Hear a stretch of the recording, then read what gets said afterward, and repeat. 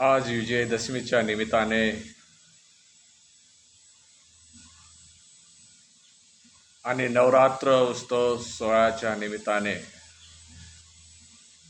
या ठिकाणी आपल्या सर्वांना दसऱ्याच्या व नवरात्रीच्या हार्दिक शुभेच्छा.